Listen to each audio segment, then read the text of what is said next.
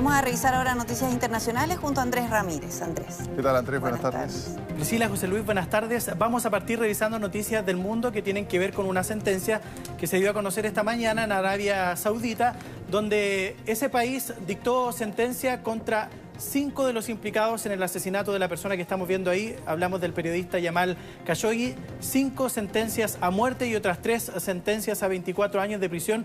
Hay que decirlo, en un juicio totalmente cerrado y donde los 2 principales sospechosos de la muerte de este periodista crítico con la monarquía, ¿no es cierto?, saudí, hablamos del príncipe heredero Mohammed bin Salman, y su principal asesor quedaron totalmente libres. Bueno, por supuesto que el príncipe heredero ni siquiera estaba en el juicio, o sea, no estaba ni siquiera imputado. Sí, su asesor, pero finalmente el fiscal ha dicho que no se encontraron pruebas suficientes para poder inculpar al principal asesor del príncipe heredero de Arabia Saudita. Entonces se conoce esta sentencia para 5 de las personas que participaron en el asesinato del periodista saudí. Esto, recordemos, fue el año pasado, este asesinato, el 2 de octubre en el consulado de Arabia Saudita en Estambul, en Turquía. Él llegó a esa delegación diplomática para pedir un papel para poder divorciarse de su primera mujer. Eso fue a cerca de las 3 de la tarde, hora local, no salió nunca más. De ahí, durante 2 semanas, Arabia Saudita dijo que no tenía idea de lo que había pasado. Incluso llegó a decir que el periodista había salido del consulado, hasta que finalmente Turquía dijo que tenía grabaciones de lo que había pasado, o escuchas telefónicas de lo que había pasado al interior de ese consulado, y finalmente el régimen, ¿no es cierto?, la monarquía tuvo que admitir que este periodista crítico con principalmente el príncipe heredero había sido asesinado en ese lugar, a pesar de que todavía no está su cuerpo. Recordemos que los agentes que participaron en su asesinato lo sacaron de ahí, pero todavía no se sabe dónde está el cuerpo de este periodista que se había autoexiliado en Estados Unidos precisamente porque en Arabia Saudita era perseguido precisamente por sus críticas en contra de la monarquía. Qué caso este, ¿eh?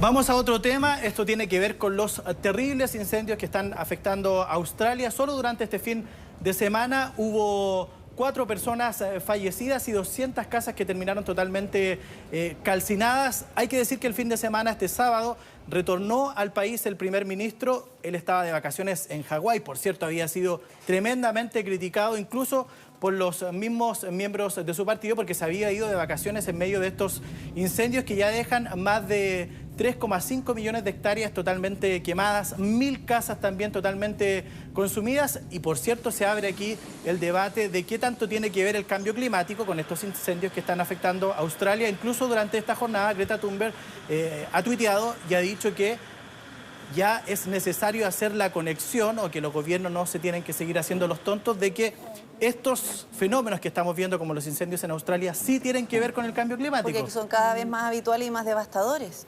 Y el primer ministro le ha dicho a la activista ambiental que no se debe meter en los temas de Australia ni de ningún país, y que él verá, y los ciudadanos australianos verán cómo solucionan este problema. Recordemos que Australia, el carbón ahí es fundamental, es una energía, ¿no es cierto?, que sacan de ahí de su tierra, y precisamente es muy contaminante, y esas son las críticas que se le hace a Australia precisamente por no tomar medidas concretas en contra del cambio climático. Y ya vemos cómo están afectando estos incendios al país. Una temporada de incendios que partió antes de lo esperado. Esto partió hace prácticamente 6 meses, junio, julio de este año, pero que se han intensificado en las últimas semanas, particularmente por esas altas temperaturas que nosotros, si nos sorprendemos con las temperaturas que estamos viendo acá, que llegan a 37, 38... Las olas de calor cada vez más seguidas. Allá la media está sobre los 41 grados en varias zonas, en Adelaida, en Nueva Gales del Sur, donde está Sydney, ¿no es cierto? Y hay una temperatura récord que se marcó la semana pasada de 49,5 grados Celsius. Wow. Esa sequía, esas altas temperaturas están, por cierto, provocando y ayudando a que estos incendios se propaguen por distintas zonas de Australia. Pero no todo es tan malo, ya lo vamos a ver por estos incendios, o por lo menos así hay un par de imágenes algo más tiernas.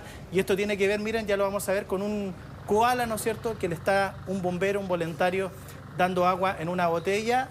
Los animales, por cierto, son también algunos de los más afectados con estos incendios que están golpeando Australia, y ahí vemos cómo él está tomando en esa botella como si fuera una mamadera. Sí, imagínate cómo han sufrido, porque así como se contabiliza la cantidad de hectáreas, las casas, se nos olvida cuántos animales han muerto también producto de este incendio. Sí, una situación muy complicada ese koala. Vemos que incluso ahí donde está ese animalito, el pasto está muy seco y eso es precisamente por las altas temperaturas que estamos viendo en Australia. Bueno, y murió un koala que había sido rescatado también con quemaduras súper graves, entonces también es parte para sensibilizar a las personas.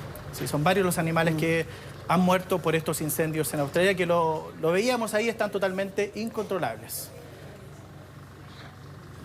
Vamos a otro tema, esto tiene que ver con Francia, con las pensiones y particularmente con la persona que estamos viendo ahí, el presidente francés Emmanuel Macron, que ha dicho que va a renunciar a su pensión vitalicia una vez que termine su periodo presidencial, esto es el 2022 o el 2029, si es que opta a la reelección y finalmente gana la elección. Una pensión vitalicia de un poquito más de 5 millones de pesos chilenos y también va a renunciar a su cargo en el Consejo Constitucional, el órgano más importante de Francia, donde debería tener ahí una mensualidad, un sueldo de cerca de 11 millones de pesos chilenos. También ha renunciado a eso. ¿Por qué hace estos anuncios el gobierno francés? Porque precisamente estamos viendo ahí una ola de protestas en las últimas 2 semanas por esa reforma de pensiones que está promoviendo el gobierno galo, particularmente el presidente Emmanuel Macron, que cuando llegó a la presidencia, uno de sus principales anuncios era esta reforma de pensiones, donde existe, recordemos, 42 sistemas distintos de pensiones, dependiendo del área de trabajo, de los sindicatos. Hay sindicatos, por cierto, ahí muy potentes, como el de los ferroviarios, que precisamente durante esta jornada estaba nuevamente paralizado en huelga, y eso está provocando muchos problemas en este fin de año en Francia, muchas familias que no pueden viajar a distintas zonas, precisamente porque iban a celebrar la fiesta y el transporte público está paralizado por esta protesta en contra del presidente Emmanuel Macron, que espera durante estos días, durante estos feriados de Navidad y también de Año Nuevo, llegar a algún acuerdo con los sindicatos más potentes para lograr finalmente aprobar esta reforma de pensiones que tiene varios puntos polémicos. Uno de ellos tiene que ver con la edad de jubilación, subirla a 64 años para recibir la pensión completa. Actualmente es de 62. En 62. Pero hay trabajadores o sindicatos donde se pueden jubilar antes de los 60, a los 55 años. O hasta 52 años incluso. Claro, particularmente en el sistema energético y los ferroviarios, que son los sindicatos más potentes. Pero hay unas salas más moderadas del sindicalismo ahí en Francia que ya están dispuestas a negociar con el gobernante para terminar con este sistema de 42 sistemas distintos de pensiones y tener uno universal. Sí, es que sabes que además hay un tema, porque estos son beneficios que ellos adquirieron después de una lucha muy larga, y en la década del 40 el sistema ferroviario es muy distinto a lo que se hace ahora. Son trabajadores que efectivamente en esa época tenían que trabajar directamente con máquinas de carbón a altas temperaturas, en donde se tenían que exponer ellos físicamente, claro, y por lo mismo se podían retirar antes. Ahora las condiciones han cambiado, las máquinas son mucho más modernas, no están en esas condiciones, pero ellos no quieren renunciar a eso, porque si se retiran a los 52 años, la pensión que reciben es de un 100% igual. Sí, y el problema es que este sistema de pensiones que tienen, por cierto, es muy caro. O sea, se espera que para el próximo año el déficit ya sea cerca de 10.000 millones de euros y por tanto es urgente hacer esta reforma, dice el gobierno francés.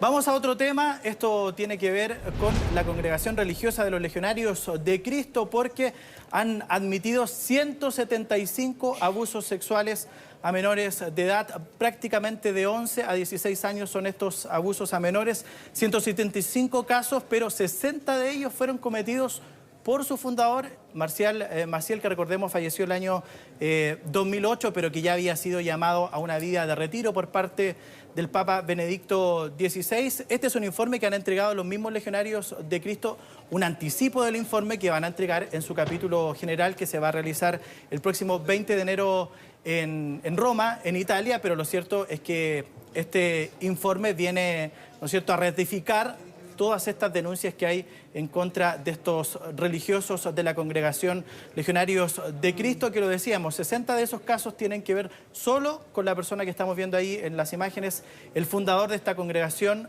que fue fundada precisamente el año 41 y hasta el año pasado existe este registro, este estudio que están haciendo para ya contabilizar y tratar, por cierto, también de indemnizar y ayudar a todas estas víctimas. Muchas de esas 175 víctimas de abusos sexuales son seminaristas que estaban precisamente en los seminarios menores que tiene esta congregación religiosa en distintas partes del mundo.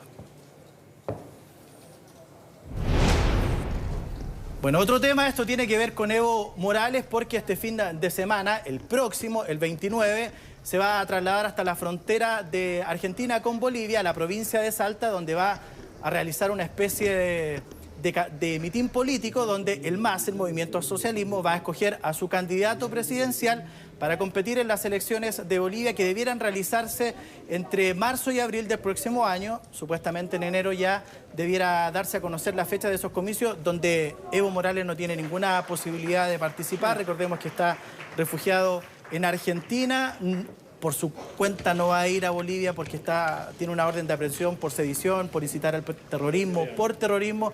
Si pisa suelo boliviano probablemente va a ir de inmediato a prisión, pero ha convocado esta actividad política que se va a realizar ahí en la frontera de ambos países, donde se espera que cerca de 1000 miembros del Movimiento al Socialismo participen de esta actividad, donde va a ir Evo Morales y también el gobierno argentino incluso le ha garantizado seguridad para que se pueda realizar esa actividad, que por cierto es muy criticada por el gobierno interino de Bolivia, porque ellos dicen que el señor Evo Morales no debiera hacer campaña política de ningún tipo. Bueno, el candidato que apoya a Evo Morales corre con ventaja en las encuestas. Va puntero en las encuestas, sí. Y es una persona de solo 30 años, muy joven, incluso ya está sobre Carlos Mesa, pero... Por un 2%. Claro, hay que ver cómo sigue la campaña porque esto está recién empezando en Bolivia. Sí, creo que son 24 o 26%, esa sería la diferencia. La oposición a Evo Morales está muy atomizada, es por eso que es mucho más unido el MAS, digamos, y tiene una base electoral muy fuerte.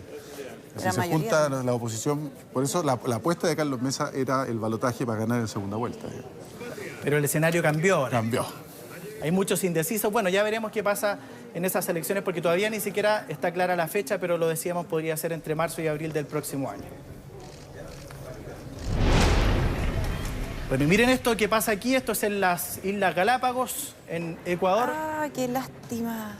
Una grúa que se va sobre esta embarcación estaba tratando de mover un generador eléctrico para llevarlo a otra isla. Recordemos que este archipiélago tiene más de 50 islas, pero finalmente el peso al parecer estuvo mal calibrado y esa grúa terminó sobre la embarcación. El problema es que ese barco tenía petróleo, son más de 2.200 litros de petróleo que fueron derramados ahí en el mar. Se actuó rápido, afortunadamente, y las autoridades locales dicen que está todo controlado, que lograron poner unas especies de barreras de contención para que no se propagara el petróleo. Como unas mangas. Claro, como que absorben el petróleo. Sí. Hay que decir que este mismo barco tuvo un problema un par de años atrás, también tuvo otro derrame de petróleo por una situación similar, porque también estaba llevando un generador eléctrico a una zona que precisamente no tiene electricidad en las Islas Galápagos, pero que se produce este problema que termina afectando, ¿no es cierto?, a toda la naturaleza que hay ahí, patrimonio natural de la humanidad.